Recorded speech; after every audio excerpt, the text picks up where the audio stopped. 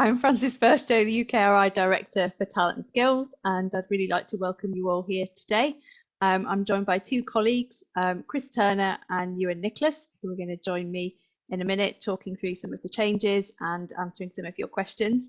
So this is the second webinar that we've held to support you in implementing the changes that we're making to our training grant terms and conditions.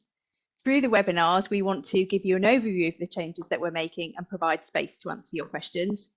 Since the last webinar that we held, we've made two substantial changes and updates. We've published the training grant guidance, which supports the new conditions when they come into effect on the 1st of October. And we've also published a revised DSA framework, which is coming into effect immediately and means you can recoup the costs that you incur this year. Ewan and Chris are going to talk you through some of those changes in more detail in a few minutes. And as before, time is quite constrained. So when we come to the question and answer session at the end, we will be focusing on questions relating to the changes that we're making to the terms and conditions. We are, though, very welcome, and you are very welcome to contact us with questions that lie outside of those areas. And we will respond as quickly as we're able. We have now published the responses to all the questions that we received at the last webinar, and we will intend to do the same this time. We will also be providing a recording of this webinar. It did take us a little bit of time to work through the questions and send that out, so apologies for the delay in sending those out, and we will endeavour to do that more quickly this time. When we get to the questions, we are going to try and group them around particular themes, but if at the end, if a question comes to you later as you're hearing other people raising their questions, we will have a slight wash up at the end. And obviously, if we don't get to your question, we will include it in the FAQs that we circulate after the meeting. As you saw, we will be recording the meeting. We therefore ask that you don't share any details that might identify individual students if you're raising it in relation to a specific challenge that you face or you believe will be relevant to one of your students. Okay, on that note, I will hand over to Ewan.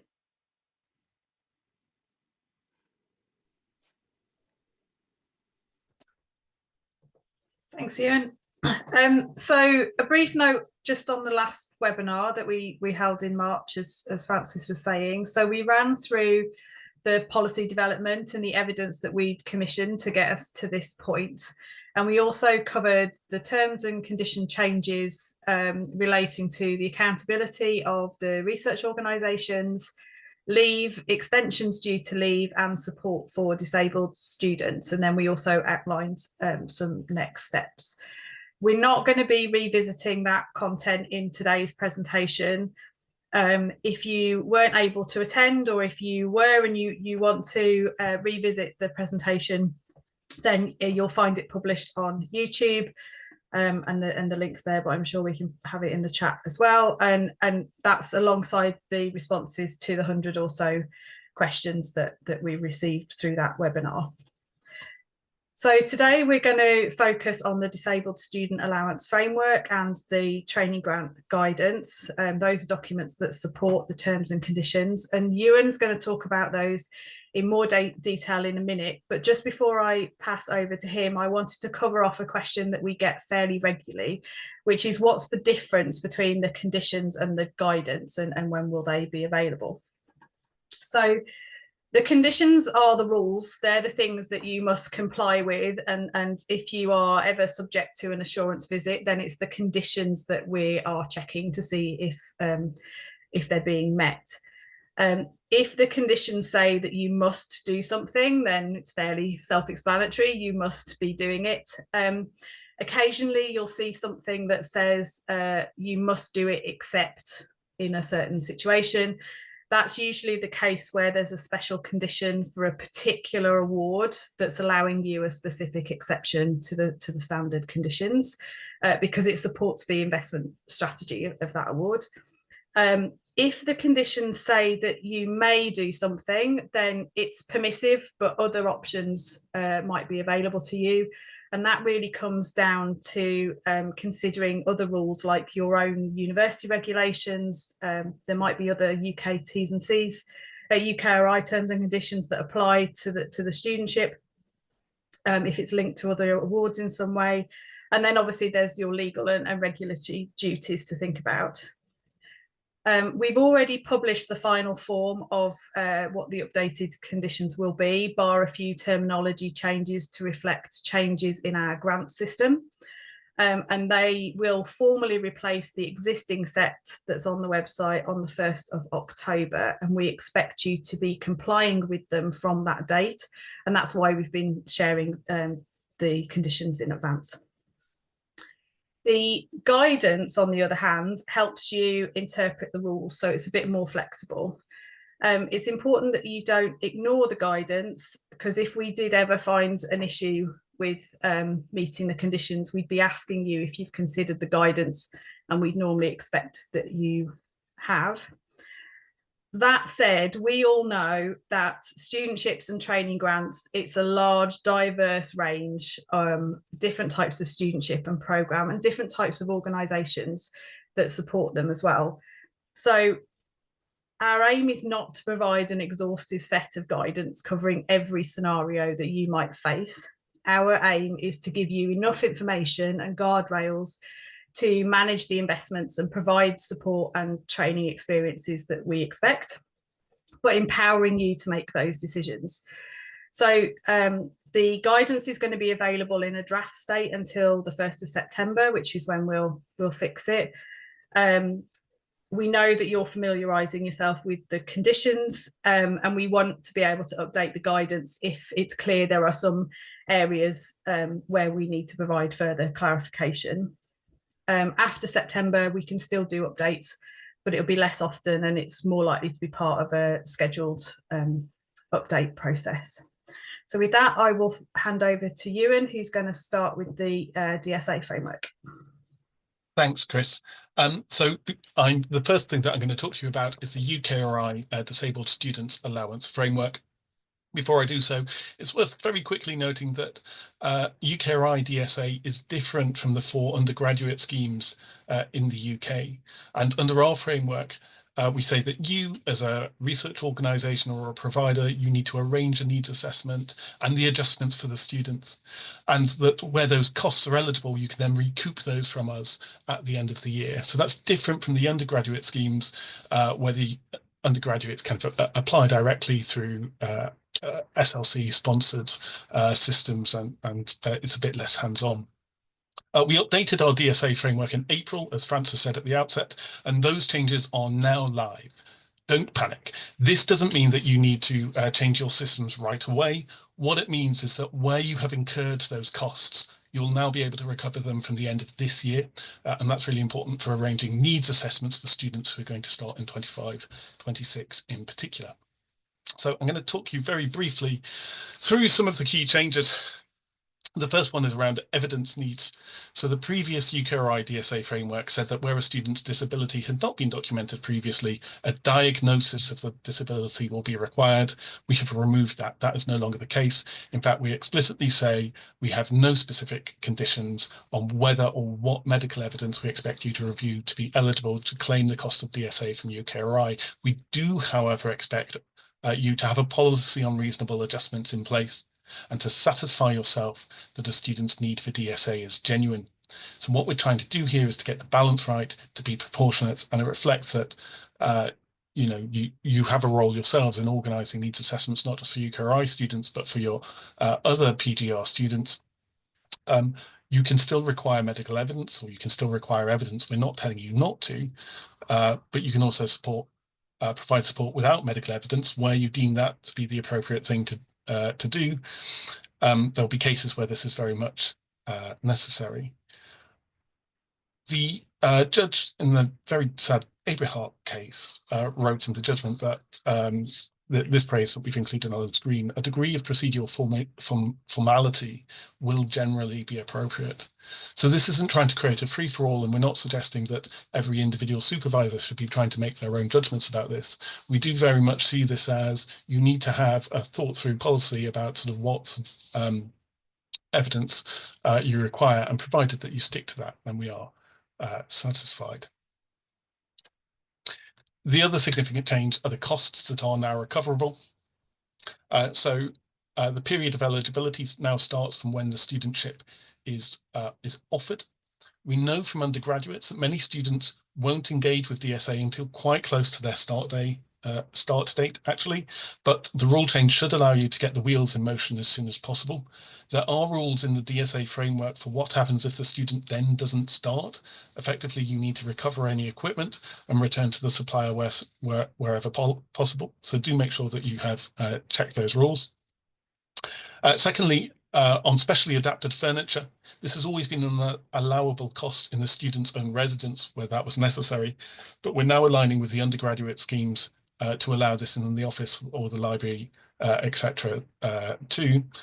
Note though that you still have your own duties under equality law and the anticipatory duty. So as you are setting up facilities, you should be doing that with accessibility in mind before you even recruit any students. So that shouldn't be a kind of DSA thing. And the final thing is that DSA can continue after the end of the normal UKRI funded studentship, provided that the adjustment was in place before the studentship ended and the student remains registered at the RO.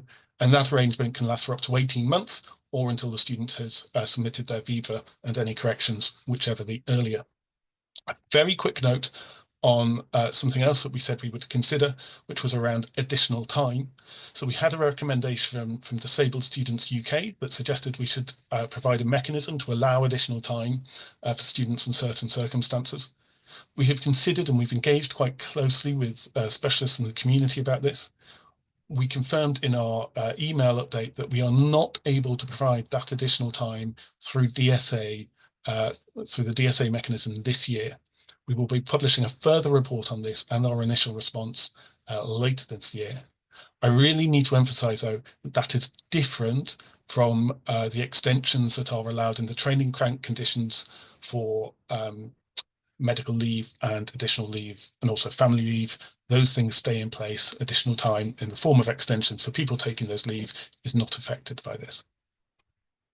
I'm now going to briefly talk about the training grant guidance. And as Chris said, the training grant guidance, if you're familiar with our website, it sits alongside the training grant conditions and is really there to support that. There is a section there on quality, diversity and inclusion. We've updated that section and made reference as well to the guidance from the Equality Commission for Northern Ireland and in England, Wales and Scotland, the Equality and Human Rights Commission. A lot of this guidance is around support for disabled students and particularly on reasonable adjustments. So we now, the grant conditions now require that ROs and project partners have a policy on the provision of reasonable adjustments for disabled students.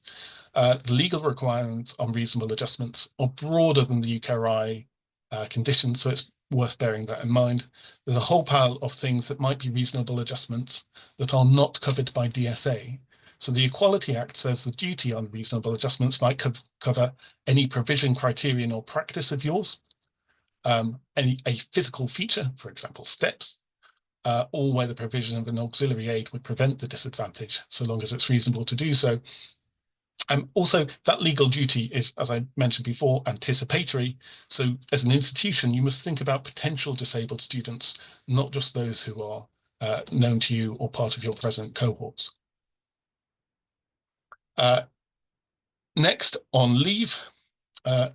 So we discussed quite a lot of what the previous webinar about what those rules are.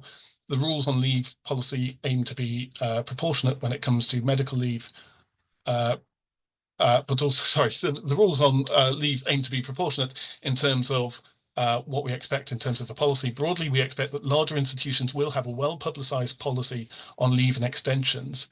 If you are a much smaller institution with very few students, and bear in mind that some institutions have, one student every couple of years, it might be too onerous to put together a whole written policy. And provided that you can demonstrate students and staff have awareness of what they are entitled to, then that would satisfy the condition. It's going to be very hard to do that, though, if you have 300 students or more in a year. So make sure that you can demonstrate it for the scale of institution that you are. A leave is there to be used, but must only be used for its intended purpose. So students shouldn't be studying during a leave, and it shouldn't and it mustn't be used to extend a studentship for a student who does not need leave. You can supplement our provision. You can do that in a couple of ways. You can do it at your own expense, or you can do it through applying to us for something called regulation leave. There is an annex at the back of the guidance that explains how you can do that. The really important thing to stress on regulation leave is what this is there to do is to support you for where you have a policy that goes beyond what UKRI would normally support. You can't apply for it on an ad hoc basis because you have an individual student who could do with a bit of additional leave. That will be rejected. You have to kind of think about this in advance. I think the last slide that I'm going to talk to you about is flexible study and mode of study. So there's new guidance on this. Bear in mind that in some settings, students might be expected to attend a facility for specific hours a day. In such circumstances, we require that you consider requests for flexible study options. Of course, there are other students who are not required to do that. They already work in a much more flexible way. You should also consider requests for moving between part-time or full-time modes of study. In both those situations, there's no actual specific requirement that you agree to the change, and you will want to consider whether the student can complete their degree. In other words, you might want to reject that request, and that can be okay. However, you should remember consumer laws, so you will need to be clear and transparent and fair and allow students to have complaints or ways to challenge that decision, and equality of law. So when you're making those decisions, make sure you avoid discrimination. I'm going to hand back to Chris now for the last slide on the rules, on the guidance, sorry, on interdisciplinary funding. Thanks, Ewan. So we've been getting some questions about how we support interdisciplinary studentships because of some changes that we have made to the terms and conditions. So I want to stress that you are still encouraged to fund interdisciplinary research. What we've done is we've updated the wording to remove the focus on particular councils' remits. And we've also updated our expectations for grant management related to this. And it's really because of two main reasons. So the first one is that the councils are increasingly working together and supporting interdisciplinary challenges and areas. And we need the wording of the conditions to support that, regardless of which council happens to have awarded the grant on everybody else's behalf. And then the second reason is because we want to remove the complexity of supporting studentships that cross remits from different grants, but also remove the perception that you even need to do that in the first place. So, and that's because the objectives of the investment, not the remit of who awarded it, is the most important thing. So investment objectives usually have a remit element, but they can be more restrictive and targeted than a council's entire remit. And equally, the remit of the investment could be broader than a council's traditional remit. So it's really important that that's paid attention to. So if you support a studentship from two different grants, the studentship needs to meet the investment objectives of both of those grants. Currently, the focus on the remit of the council rather than the remit of the award means there's a risk that the studentship meets the objectives of neither investment. So we've updated our wording to increase that focus on the award. It also avoids students being covered by different terms and conditions at the same time. So we've talked a few times about special conditions, and if that's on one of the grants and not on the other, it can just make everything really complicated. So supporting students from one grant at a time makes it much clearer to everyone what rules apply. And as I said before, currently there's a perception that you need to cover the remits of each council with their respective grants. And that's preventing some organisations supporting an interdisciplinary studentship because they don't have the right combination of grants, even though the studentship would fit quite happily in the investment objectives of one particular grant. So we're just trying to make everything clearer. You can still support students from different grants consecutively, just not in parallel. However, it's not encouraged, and especially if you're only doing it because of remit, as I've already explained, that's not what we would prefer going forward. We expect that the use of consecutive grants is most commonly going to be used for things like extensions. So if the studentship goes beyond the end date of the grant, then it's quite common for councils to advise you to move the student to a relevant successor grant. And that's the main situation that we're anticipating seeing. So that covers everything we were going to say on the guidance. I'm now just going to cover some other work and some next steps. So you may have seen reports that UKRI published in March about the costs of PGR. Sorry if you can hear an angle grinder in the background. So the reports in March were about PGR cost recovery through track. And the role of training grants in supporting PGR costs is really important to consider, as is the sustainability of PGR investment. A link to that and our harmonisation work, we're getting quite a few questions about why different councils support different types of cost and the different levels of those costs on training grants. So some difference will always make sense because the cost of doing research in different disciplines varies. But if UKRI is going to even start having a conversation on whether we can and should have a common baseline of support across all of the councils, we need to know how much it costs to train a student. And we've looked and there isn't actually much evidence out there at the moment. So we're seeking volunteers to participate in a study, and Lucy's just been putting some information in the chat. We currently have an expression of interest live, and we'd really encourage you, if you're interested in participating, in signing up to that by Friday, which is the deadline. And then I think the last slide before we move on to questions is on the next steps. So we are currently exploring how we develop our communication routes with students. As we've said, we'll be publishing the final guidance to support the training grant conditions on the 1st of September. And we'll replace the formal set of training grant conditions to be there for the 1st of October.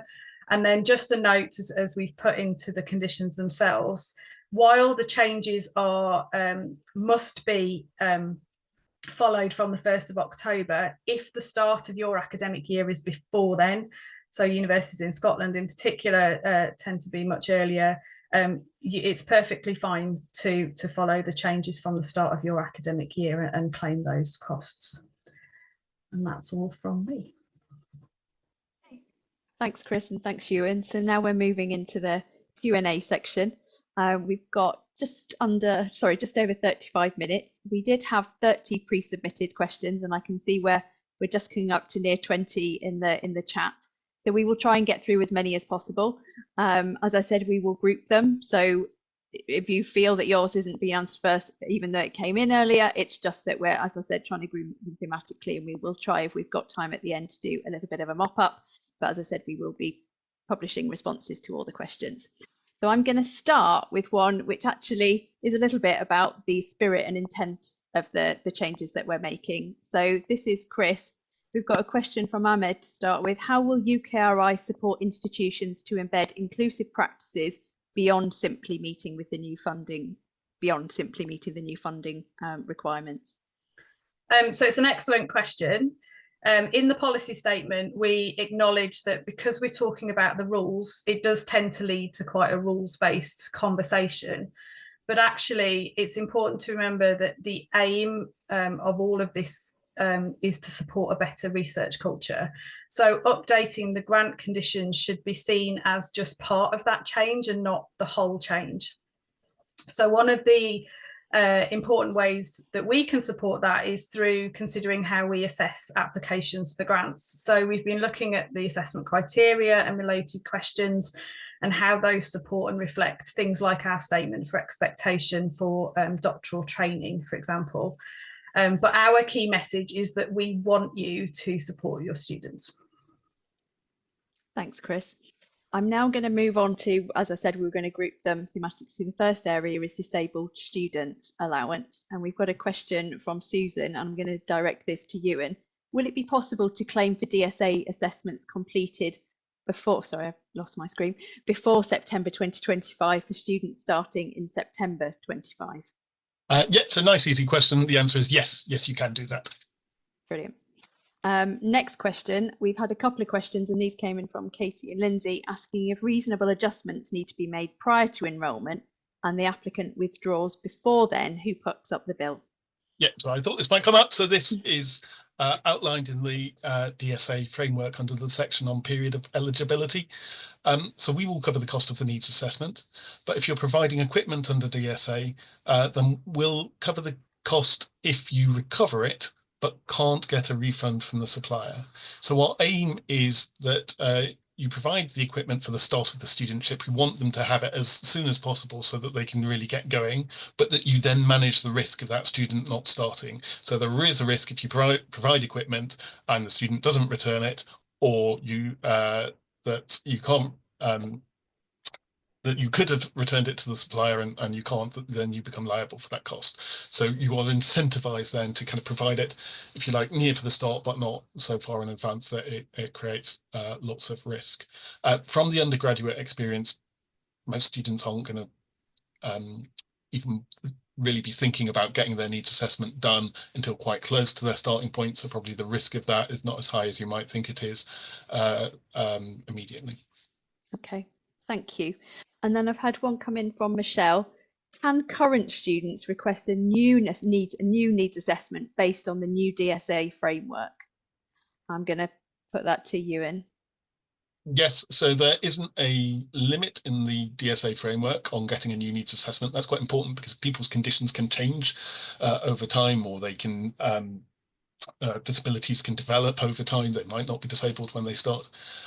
So that's really important. That said, although we had sort of expanded what is available, what you can reclaim for us, the sorts of things that can be claimed or that you should have been providing anyway haven't necessarily changed. So you should always have been providing equipment on site. So you might find that actually there isn't a whole lot of new needs that are driven by these changes.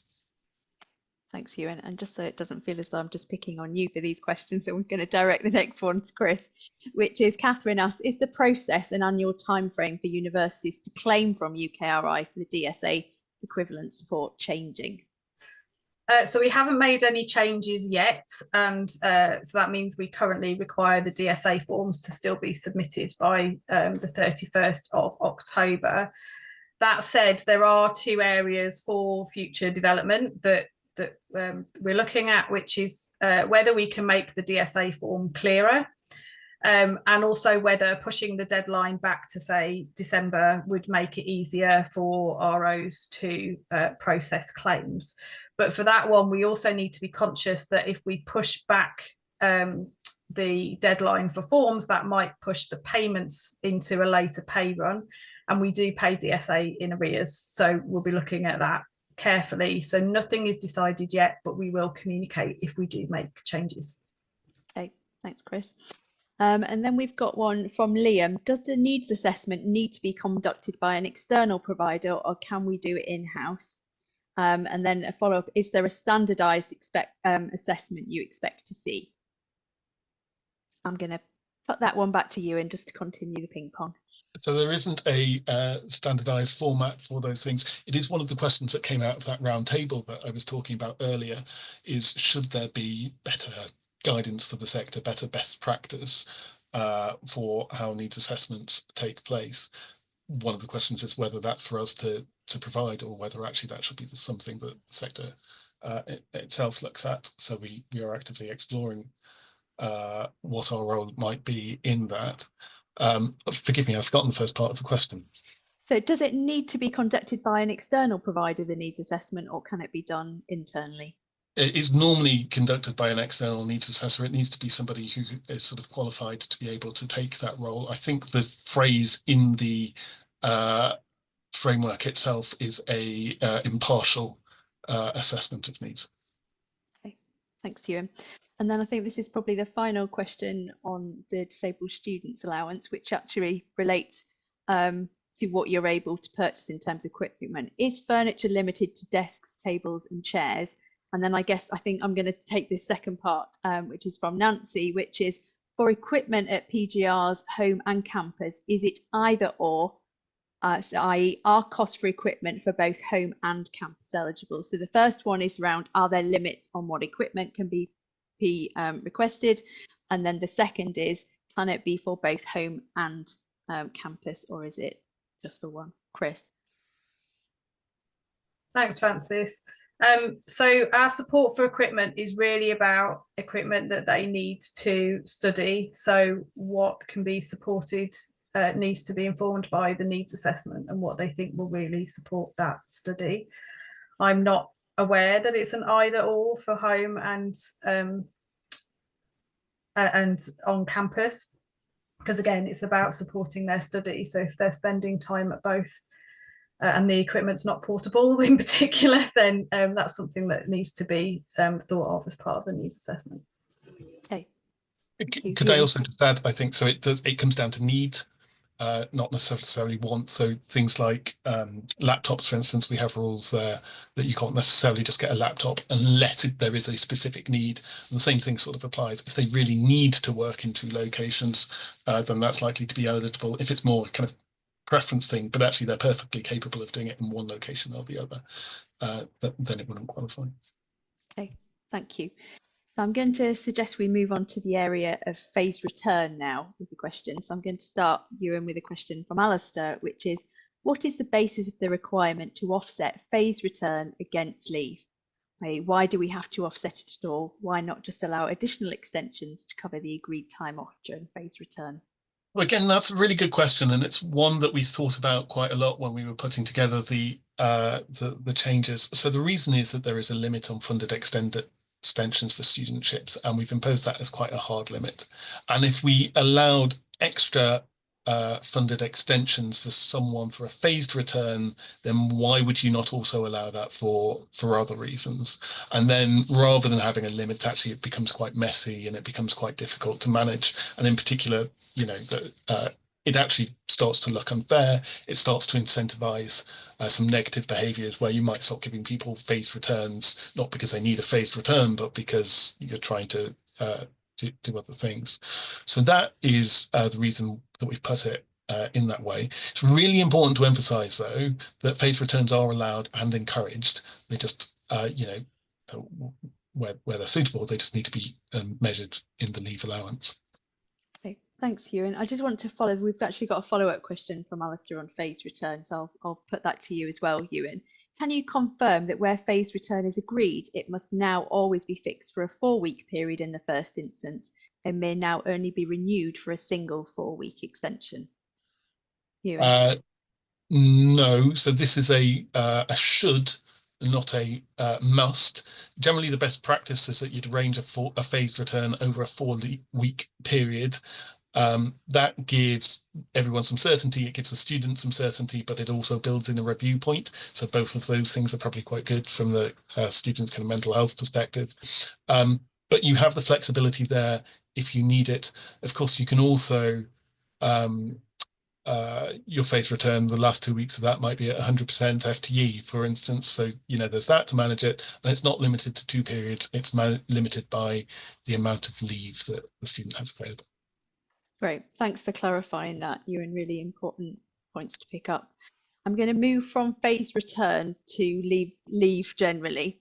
And we've got a question that I'm going to pose to Chris, which is from Amanda, who would like to know if the PGR student record on the funding service allows us to record family, sick and other leave in the same way as JES.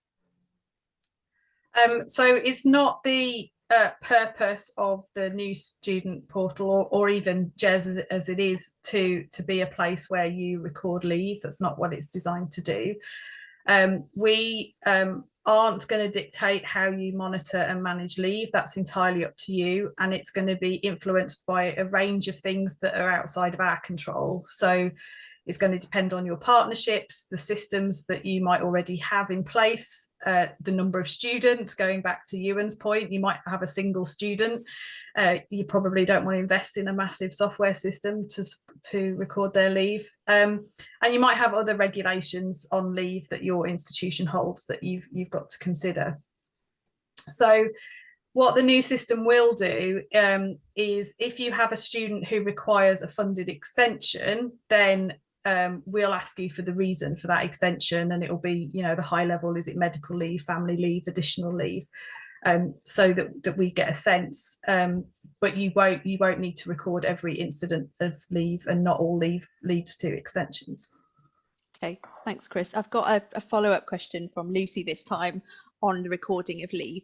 Will the recording requirements on absences impact on reporting or JES records? Or are they more for audit?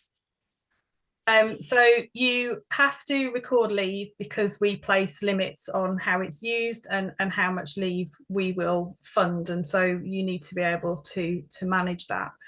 But recording leave is also good practice, and it can be really helpful in flagging potential issues. So particularly where it's small amounts of leave and it's becoming accumulative, you know, a student might start taking lots of really small portions of medical leave, and by recording it, you know, that is more exposed to you, and you can consider whether there's something more that you can do to help support the student be able to maybe ask for this information if you record an extension on the new student portal. As I said, at that point you'll be asked for the reason why the extension's being given. We might also ask for evidence as part of assurance work, but that's the only other reason we'd ask for it, really. Okay, thanks, Chris. I've got a question now coming in from Suzanne. Maybe Ewan, you could answer this. On leave, the slide mentions that we can supplement the UKRI leave policy with our own provision for paid leave. Did you say that if an institution has an established published leave policy that offers a longer period of paid leave than UKRI would typically cover, we can follow that institutional policy and use UKRI funds to support the paid leave for the longer term? She wanted to check whether she'd got that right, or does the institutional funding kick in after the UKRI allowed period ends? So there are two ways of doing it. One is that, yes, you can just fund from your own resources additional leave, and how that might work in practice might vary a bit. So it might be at the end of the UKRI studentship, you stop funding the stipend by drawing funding from the grant, but instead you fund it from your own resources. And alternatively, if a studentship is suspended because they've maxed out their medical leave, say, you might keep on paying the stipend for a period from your own resources, even though the studentship has been suspended. If you have an institutional policy, what you can do is you can apply to us. So go away and have a look at the annex in the annotated guidance. You can do that now. We're happy to look at those requests. It's quite a lot of information that we're looking for, because we want to understand how well established this is and whether there's going to be a cost to us and what that might look like going forward. But part of the reasoning for doing that is that we know that there are sectors, bits within the sector that innovate already. There are institutions that are thinking about this in a creative way, and we don't necessarily want to kind of, you know, kibosh interesting or good ideas. What we want to do is support some of that innovation and how we support our own students, and consider whether that is something that we should also provide as well. So hopefully that's going to be a really useful mechanism. Thanks, Ewan. I'm going to now move on to, we've got some questions about specific leave types. The first one is from Q Lim, who asks how to handle medical interruptions, stroke extensions for chronic conditions with many short periods. So how will doctoral students with disabilities that are fluctuating be accommodated? Ewan. Yes, I will pick that question up. So I think the question there might be, how do you as a research organisation want to manage medical interruptions for chronic conditions? So in the policy statement that we published in January, we used the example of the Open University, where students with a chronic condition are able to take leave in small chunks effectively. And when those chunks add up to a month, they then register it with the university. And so long as the student does that in the right time frame, then they get an extension for that period. That seems a very reasonable way to manage it to me. But there might be other very reasonable ways to manage that. And so long as what you are doing complies with the training grant conditions, then you should be able to implement something. You have a lot of flexibility. You don't necessarily need to check that with us, so long as you can evidence that it is in line with the conditions. Okay, thanks, Ewan. I think I'm going to direct the next one to you, Ewan, too, which is from Graham, and I think he's really thinking some of the scenarios that might unfold in relation to a student who has sick leave starting this year, which goes into the next year when the new rules take effect. Are they entitled to sick pay under the new rules from the 1st of October? And if a student has a period of sick absence in the preceding 12-month rolling period, how should the new terms and conditions be applied? So I imagine it's something that's a live scenario in a number of our doctoral training grants. Yes, so if a student is on sick leave already, then they can continue on medical leave. If, for example, they had 13 weeks of sick leave in the last 12 months, which was allowable under the old rules, the new limit is 28 weeks within a 12-month rolling period. So 28 minus 13 is 15. If I've got my maths right, they could potentially have a further 15 weeks of medical leave within that kind of rolling 12-month period. The guidance that we've published says we don't expect a student to return from a suspension to medical leave. So they shouldn't, if they had sort of maxed out their sick leave and they had then been suspended, you would normally wait for them to be fit to return to study. You certainly wouldn't want a situation where people are returning from sick leave to suspension to medical leave to suspension. That would get quite messy. We kind of purposely haven't issued guidance on this particular transition period. You might find that, if it's a very short period, if it's just a week or something like that, possibly I wouldn't worry about it too much. We have that flexibility about introducing the new rules from the beginning of your academic year anyway, so there should be sufficient support in that. Okay, thanks, Ewan. Chris, I'm going to direct the next one to you, which is from Cara, which is how is paid neonatal care leave managed when it overlaps with maternity, paternity, or parental leave? So neonatal care leave is an extra bit of leave. So essentially think of it as an extension to the maternity, paternity or partner leave. So it's additional. So in that sense, it doesn't actually overlap. And it's up to you whether you want to add it to the beginning and then, start the maternity leave or other form of family leave at the end of the neonatal care, or whether you want to just add it at the end, like an extension. Okay. And then just a last question on leave before we move on to some other areas. This one to Ewan. Where the institution has a better leave policy than in the new UKRI terms and conditions, which takes precedence? And I think we've covered it slightly under a previous question, but maybe just go back over that. Yes, so it's a good opportunity to restate that what the training grant conditions do is they dictate what funding you can draw from the grant. They don't necessarily dictate, well, not in all circumstances do they dictate what support you provide for the student. So if you have a better leave policy, you can provide that for the student. That's now explicit in the training grant conditions. We just don't fund it unless you've agreed that with us separately under regulation leave. Thank you. So I'm going to move into areas of questions, which is really how some of these changes work across consortia partnership doctoral training grants.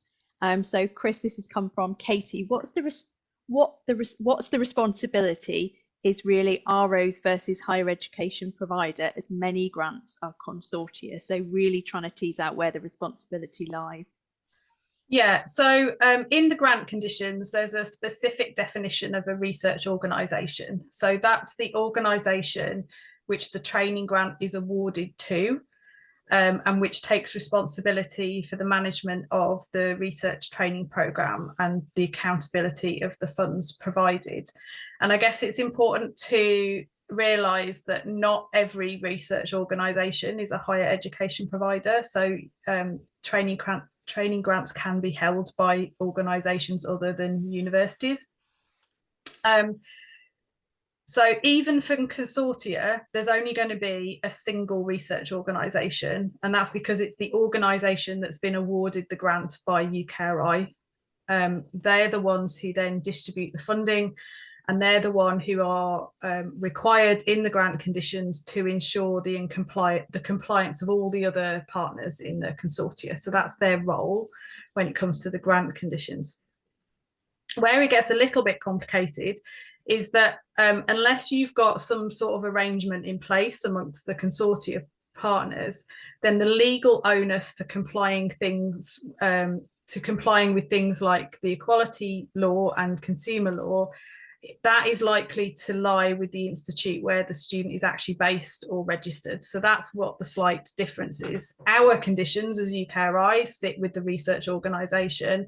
If it's law and higher education regulation, then that is often the higher education provider. Thanks, Chris. And then we've got a question from Lynn. Will these new training grant terms and conditions be the same across all 8 institutes, as at present they seem to have their own policies which differ? I think maybe we mean research councils here, but Chris.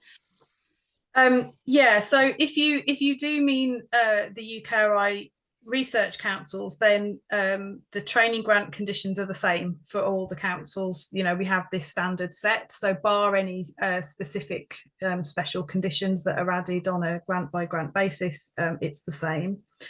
How those are interpreted by different institutions, and I guess what I'm thinking about is things like consortia. So different institutions within a single investment activity, you might interpret it different or apply it slightly differently because you've got different university regulations. So we don't know what system or arrangements you have in place, so we can't really determine what that's going to look like for you. Okay. Thanks, Chris. Moving on to questions relating to some of the communications, how we communicate these changes. Ewan, Sally wants to know, will UKRI communicate these changes to UKRI funded students to avoid inconsistent messages? So I know you said we're doing some work on communications. It would be great if you could just expand a little bit more on that so people can be clear what's coming. So a quick answer and a longer answer. The quick answer is yes. We are planning on communicating in a way that is accessible to students. We are looking at the moment about what that really means. So what is the information that students need from us? When do they need it? And in fact, we have just commissioned some work and we'll be reaching out to a number of the students who we fund. So when that lands in inboxes, it would be great if you could support it. There are the limitations, I think, in what we can do. So for some of the reasons that Chris was just talking about in the previous couple of answers, OROs operate in different ways. The collaborations look very different. You're organized differently internally. We can't always know how a student in your organization applies for leave or whether they need to, how they record leave. We can't see that information. You might have extra regulations on how leave is used that we can't reflect.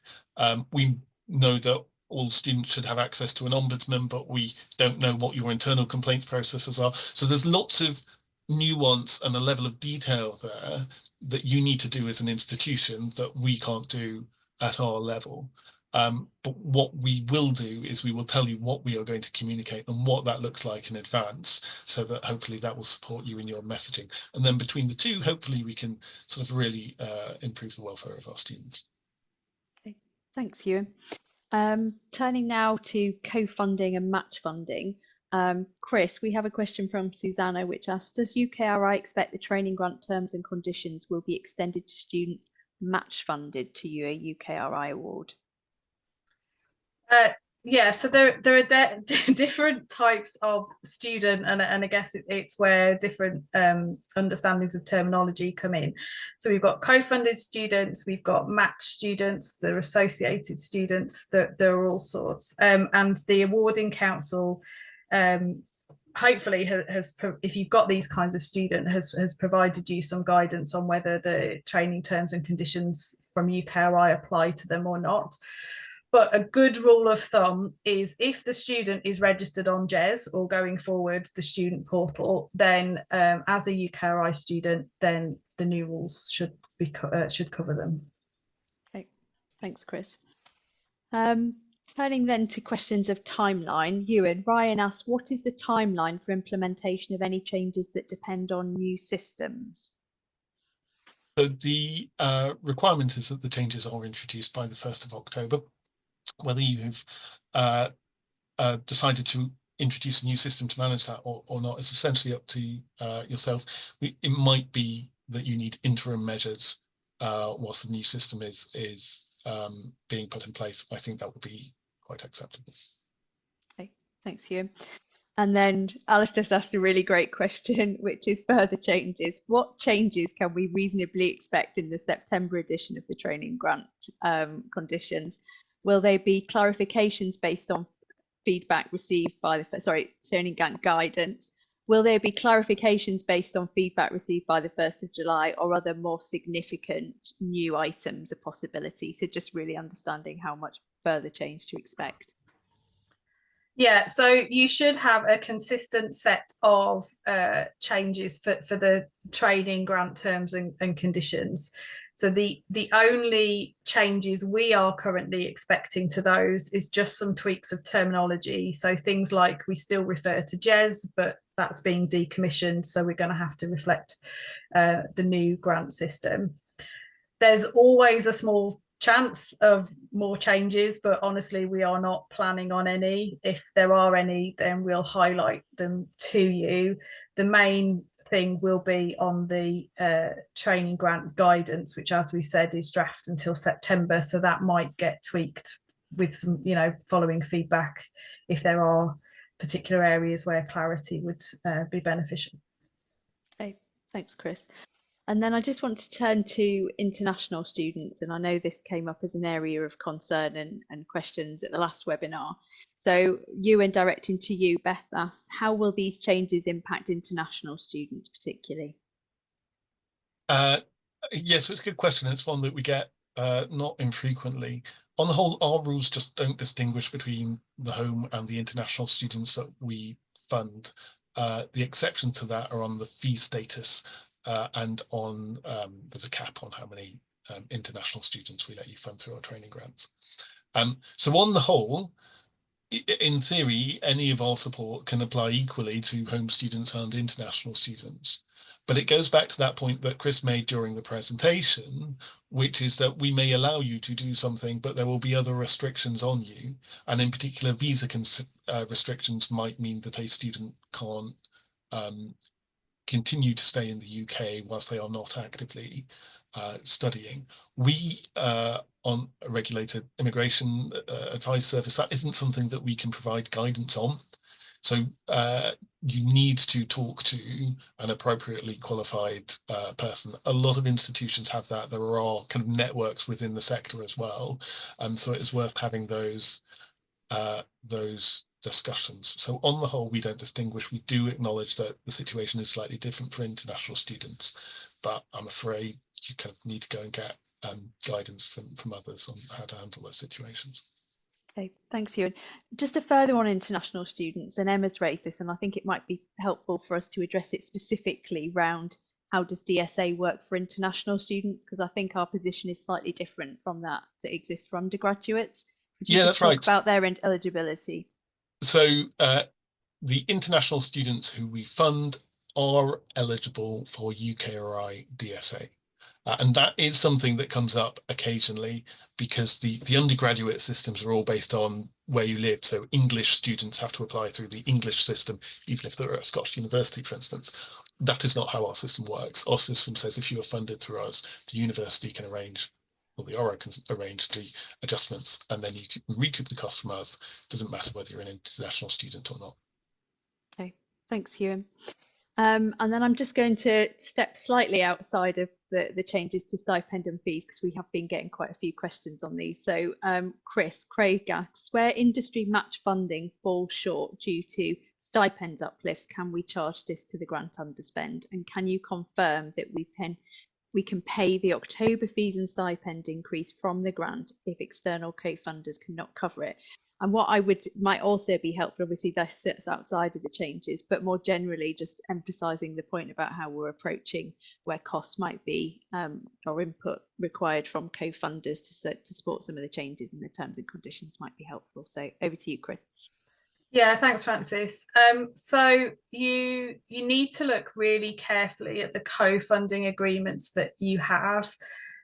We expect you to, obviously we expect any co-funding commitments through those agreements to be honoured, and it's important to look at how those agreements have factored in price increases, and then it depends on that as to how you should proceed. So some of those agreements might be around a percentage of the studentship costs, in which case the costs are going up, so we'd expect the co-funder to be contributing to those. Obviously, if the co-funder has committed a fixed cash contribution, then it stays fixed. But with the costs going up, that means their percentage contribution reduces. So we just ask you to make sure that you go in and update the studentship records to accurately reflect the percentage contribution that they're actually making. Okay, thanks, Chris. We've had a few questions, and I know we've mentioned it a few times during the webinar, the student portal and the fact that we're developing a new student dates portal. We've had quite a few questions saying, when will we see the new student portal? When will the new system be in place? When will it be relaunched? So when will it take effect? Chris, are you able to just provide a little bit of an update on that? Yeah, so it's being developed as we speak. Some of you might have been fortunate to have been our guinea pigs doing some user testing, which is going really well and is being received positively. Some of you may be on the list to be future participants in user testing. We're currently working on the basis of hoping it will be in place for sort of December. But I can't guarantee that, because obviously it's software development. So various things happen along the way, but that's certainly what we're aiming for at the moment. Okay, thanks, Chris. And then I think I've got time for one final question, and it's just a nice one to clear up, I think. This is from Michelle. Will DTPs receive written confirmation from their research council for training grant uplift linked to the increased stipend and fees? So I just want to confirm, and Chris, nod if I'm correct, that they should have received this by now. So if they haven't, they should contact their research council, but that has been sent out. Yeah, all the training grant holders got emailed. So it may be that it hasn't funneled down to centre managers and others. So I would check in with the training grant holders for that email. Okay, thank you. I'm just doing a final last. I think we've got 2 minutes left, so I could probably squeeze in one more question. And I'm just looking, and this is from Louise actually, and it's quite an open question, but can you give an example where you envisage there might be a tension between the research organisation and the UKRI policy? So I think just really trying to understand where we think that might happen. It's a bit of a naughty question at the end, very wide. Well, I will take that question. So this is on reasonable adjustments and whether there is something there. So no, I can't give an example. And the reason I can't give an example is because everything that we thought of, we have written into the training grant conditions. But what we are aware of is that there is always a potential for there to be something else. So hopefully we've got it covered. But if there is something else, then we wanted to make sure that there was a mechanism to sort that. And so that's why that exists. Thanks, Ewan. I should say it wasn't a naughty question. It was more of a tricky question, because I knew we'd racked our brains to try and think of all the examples. I think it would be quite putting him on the spot to come up with an example. But thank you, Louise, for that tricky rather than naughty question. I think that brings us to the end of the time. Thank you, Ewan and Chris, for answering such a wide range of questions. And thank you, everybody, for your time today and for the questions that you submitted. Really helpful to bring to life some of the challenges and questions that you have in implementing the changes. I do just want to flag within the chat, you should have seen that we have just put in the post-webinar survey that we would really appreciate if you could complete. And that's just really helping us ensure that we make these as useful as possible for you.